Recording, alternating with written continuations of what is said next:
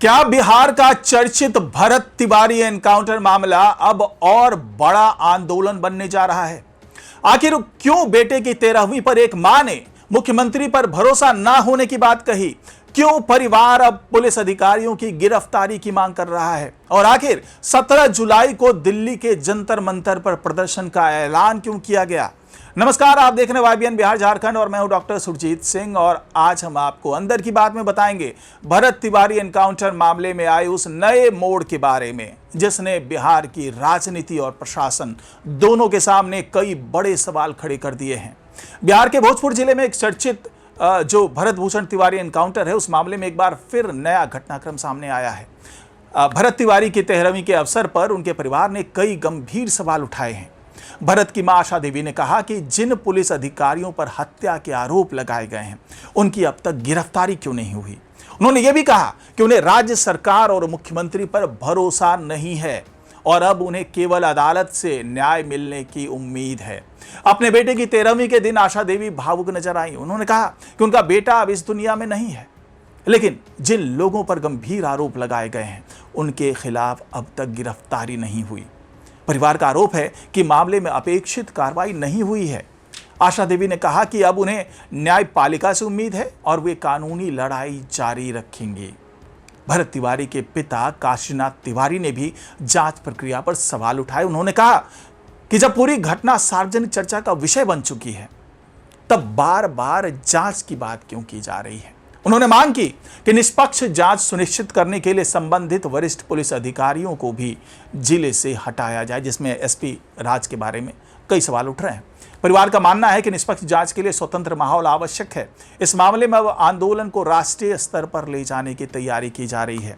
13वीं और श्रद्धांजलि सभा के दौरान घोषणा की गई कि 17 जुलाई को नई दिल्ली के जंतर मंतर पर राष्ट्रव्यापी धरना प्रदर्शन आयोजित किया जाएगा।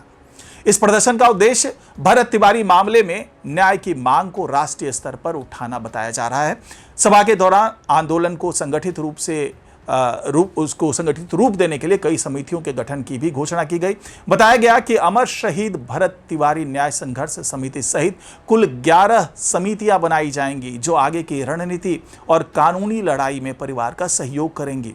इससे साफ है कि यह मामला अब केवल एक स्थानीय मुद्दा नहीं रह गया, बल्कि इसे व्यापक जन समर्थन दिलाने की कोशिश की जा रही है। दूसरी ओर बिहार सरकार का कहना है कि मामले को गंभीरता से लिया गया है। मुख्यमंत्री सम्राट चौधरी पहले ही कह चुके हैं कि दोषी पाए जाने वाले किसी भी व्यक्ति को बख्शा नहीं जाएगा। सरकार ने इस मामले में न्यायिक जांच के आदेश भी दिए हैं ताकि घटना की निष्पक्ष जांच हो सके। मामले में कुछ प्रशासनिक कदम भी उठाए गए हैं। रिपोर्टों के अनुसार संबंधित पुलिस अधिकारियों के खिलाफ विभागीय कार्रवाई की गई और कुछ अधिकारियों को उनके पद से हटाया या निलंबित किया गया। हालांकि परिवार का कहना है कि केवल निलंबन पर्याप्त नहीं है और जिन पर गंभीर आरोप हैं, उनकी गिरफ्तारी भी होनी चाहिए।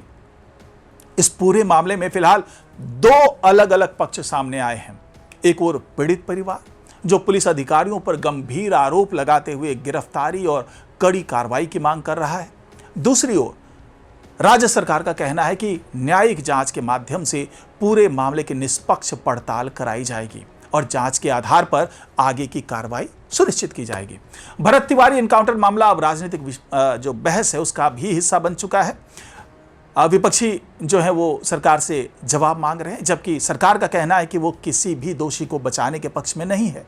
इस वजह से ये मामला कानून व्यवस्था के साथ साथ राजनीतिक चर्चा का भी विषय बन गया है। अब सबकी नजर न्यायिक जांच की प्रक्रिया पर टिकी है। क्या जांच में नए तथ्य सामने आएंगे? क्या परिवार की मांग के अनुसार आगे और कार्रवाई होगी? क्या जंतर मंतर पर प्रस्तावित जो प्रदर्शन है वो इस मामले को राष्ट्रीय स्तर पर और बड़ा मुद्दा बनाएगा? इन सवालों के जवाब आने वाले दिनों में सामने आ सकते हैं। भरत तिवारी एनकाउंटर मामला अब एक नए चरण में पहुंच गया है। एक ओर परिवार लगातार न्याय की मांग कर रहा है, दूसरी ओर पुलिस अधिकारियों की गिरफ्तारी चाहता है, क्योंकि ये दोनों ही एक दूसरे से जुड़े हुए हैं। वहीं जो दूसरे पक्ष देखें तो बिहार सरकार न्यायिक जांच और दोषियों पर कार्रवाई का भरोसा जता रही है।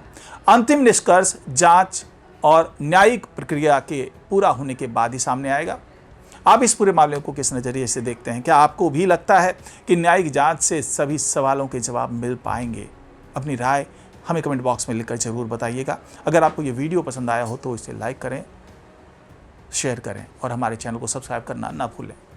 नमस्कार।